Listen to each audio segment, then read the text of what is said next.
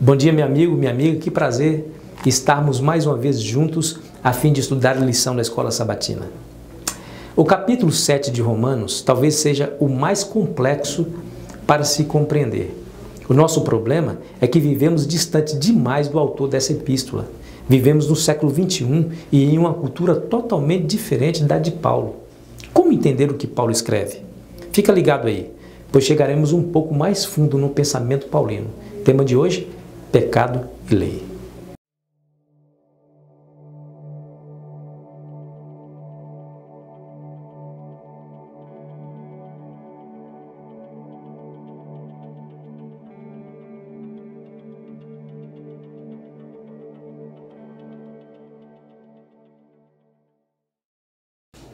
Você já entendeu que quando Paulo usa o termo lei, na maioria das vezes, ele se refere a todo o sistema levítico do qual os 10 mandamentos é parte.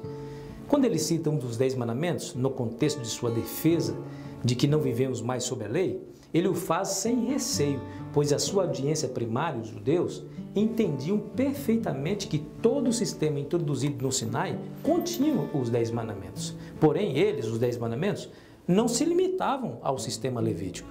A razão muito simples é que os 10 mandamentos vieram antes do Sinai. Com isso em mente, vamos ao texto de hoje.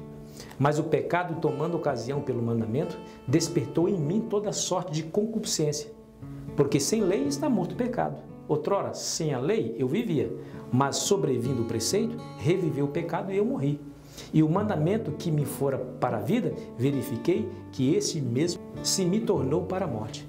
Porque o pecado, prevalecendo-se do mandamento, pelo mesmo mandamento me enganou e me matou. Romanos 7, versículo 8 a 11. Algumas frases se destacam nesse texto. Sem lei está morto o pecado. Sobrevindo o preceito, reviveu o pecado e eu morri. Porque o pecado, prevalecendo-se do mandamento, pelo mesmo mandamento, me enganou e me matou. Vamos lá.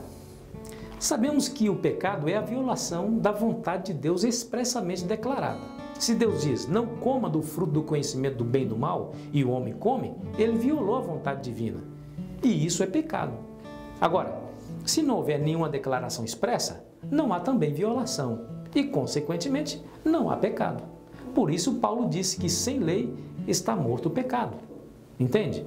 Agora, quando a vontade de Deus é revelada e anunciada ao ser humano, e ele comparando os seus próprios atos com o que acabou de saber, ele passa a reconhecer que é um pecador e está sob a condenação e morte. Nesse sentido, a pessoa morre. Por isso Paulo disse, sobrevindo o preceito, reviveu o pecado e eu morri. Veja que Paulo diz que foi ele quem morreu e não a lei. Ele diz também que o pecado, prevalecendo-se do mandamento, pelo mesmo mandamento, me enganou e me matou. Não foi o mandamento que o enganou e o matou. Foi o pecado. Mais uma vez, Paulo usa a sua pena para mostrar qual é o verdadeiro papel da lei. Seu propósito foi revelar o pecado e a necessidade de salvação, e nunca foi planejada para ser um meio de obter a salvação. Você consegue ver a fragilidade do argumento de que os 10 mandamentos foram extintos usando como base esses versos? Que tolice a nossa pensar que a lei de Deus, os 10 mandamentos que representam o seu caráter, que é a base do seu governo, caducou ou perdeu a sua validade. Veja, os 10 mandamentos foram dados por Deus e é o retrato de si mesmo.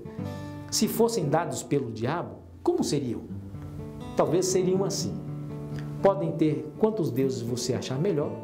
Podem adorar qualquer coisa, mesmo que seja uma estátua. Podem fazer chacotas à vontade no nome de Deus, não precisa respeitá-lo.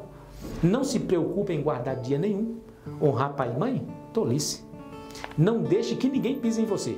Por isso, mate se preciso for. Ter uma mulher só? Que coisa mais cafona. Aproveite os relacionamentos.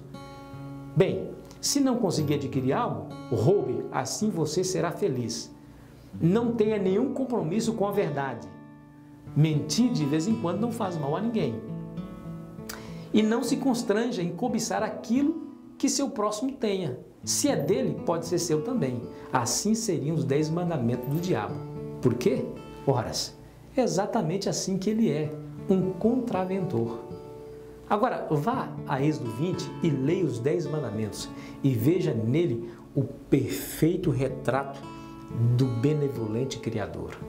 E que Deus te abençoe e te guarde nesse dia.